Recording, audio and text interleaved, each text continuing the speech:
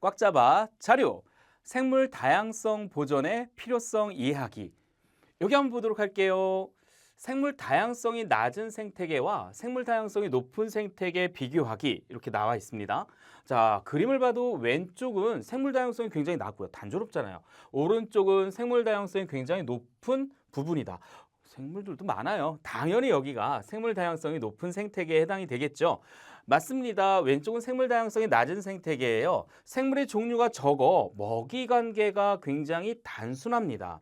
만약에 한 종류의 생물이 사라진다면 그 생물을 먹고 사는 그 상위 포식자들은 어떻게 돼요? 먹을 게 없어요. 그러면 굶어 죽게 되겠죠. 따라서 한 종류의 생물이 사라지게 되면 그 생물을 먹고 사는 다른 생물도 사라질 가능성이 크기 때문에 생태계 파괴가 굉장히 우려가 되는 그러한 부분이 생물 다양성이 낮은 상태예요. 예를 들어 글에 나와 있는 것처럼 뒤지가 사라지게 되면 수리부엉이는 먹이가 없어서 어떻게 될까요? 멸종될 수 있습니다. 그러면 뒤지가 잡아먹는 메뚜기 같은 경우는 어떻게 될까요? 메뚜기는 굉장히 많이 번식할 수 있겠죠. 번식하면 풀은 많이 없어지겠죠. 그럼 풀도 없어져요. 그럼 메뚜기도 없어져요. 그럼 전체적으로 생태계가 어떻게 돼요? 그냥 다 망가질 수가 있게 되는 부분이에요. 자, 그럼 오른쪽에 생물 다양성이 높은 생태계를 한번 보도록 할게요. 너무 많아요. 새우도 있고 작은 물고기, 백로, 오리, 뭐 메뚜기, 생쥐, 뒤지도 있고 생쥐도 있네요. 참새, 수리부엉이 이런 것들이 있어요. 아, 풀도 있군요, 여기. 자, 생물의 종류가 굉장히 많아 먹이 관계가 복잡하게 구성이 되어 있습니다.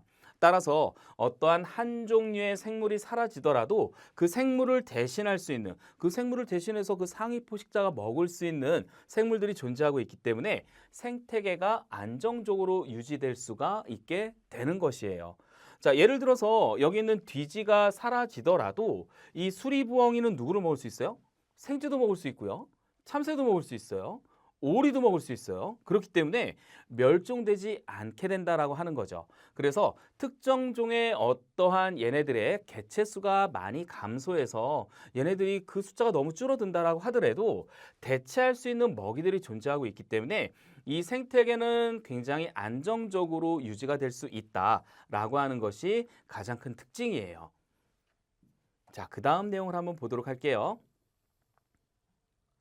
서식지 단절과 생물 다양성 알아보기라고 되어 있습니다.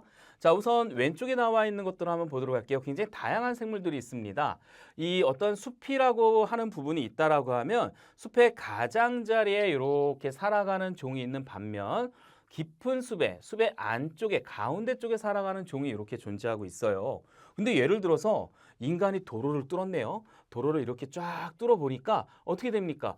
숲의 가장자리는 존재하는데 숲의 안쪽에 해당하는 가운데 부분에 해당하는 부분의 면적은 급격하게 줄어들 수밖에 없어요. 그러므로 이렇게 돼서 서식지가 이렇게 단절이 된다라고 하면 중심부, 숲의 중심부에서 살아가는 생물들은 굉장히 살아갈 공간이 부족해진다라고 하는 거죠. 그래서 그림에서 나와 있는 것처럼 곰도 있고 늑대도 있고 이거는 까치인가요? 까치도 있고 이렇게 있는데 여기 보니까 어떻게 돼요? 곰이 다 멸종이 돼 버렸네요. 이건 이제 서식지 단절에 의해서 생물 다양성이 굉장히 줄어들게 되는 부분입니다. 자, 그래서 글로 한번 보도록 할게요. 서식지가 단절이 된다라고 하면 넓게 이어져 있던 서식지가 도로나 철도나 주택 등의 건설로 인해 작은 영역으로 나뉘어지게 되는 거예요. 그럼 실제로 생물이 살 수 있는 공간이 그 면적은 얼마 줄어들지 않는 것처럼 보여지지만 문제점은 뭐예요?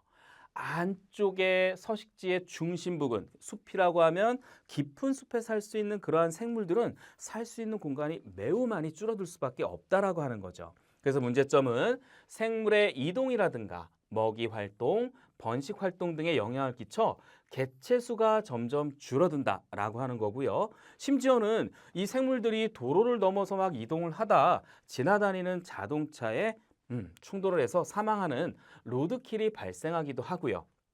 굉장히 넓은 면적을 필요로 하는 생물이 있다라고 하면 또한 깊은 숲에서 살아가야 되는 생물이 있다라고 하면 이러한 생물들은 살아갈 수 있는 환경이 거의 존재하지 않게 되는 거죠. 따라서 생물 다양성이 감소하게 된다라고 하는 부분이에요. 그래서 우리는 이런 거를 어떻게 해결을 하려고 노력을 하냐면 바로 생태 통로라는 것을 통해서 우리가 서식지를 끊어지지 않도록 그렇게 연결을 해주는 방법을 사용하고 있어요. 그래서 여기 보시면 이렇게 도로를 건설해놔서 이쪽 지역과 이쪽 지역이 서로 단절이 될 수 있는 것을 생태 통로로 연결을 시켜줘서 단절이 일어나지 않도록 이렇게 해주는 방법이 있습니다. 이거는 위쪽으로 이렇게 동물이 다니는 육교 같은 것들을 만들어주는 부분도 있고 어떤 경우는 도로 밑에 다닐 수 있는 통로, 굴 같은 걸 뚫어주는 이러한 방법들이 존재하게 돼요. 아마 우리 친구들은 고속도로 같은 거 부모님하고 여행을 다니다가 고속도로 같은 데를 다니다 보거나 아니면 어디 새로 만든 신도시 같은 데를 지나다 보면 위에 분명 육교 같은 게 보여요. 근데 그 육교가 어떻게 되어 있냐면 이곳은 동물이 지나가는 길입니다 라고 써 있는 것들이 있죠. 그런 것들은 다 생태 통로에 해당이 된다라고 생각해 주시면 되겠습니다.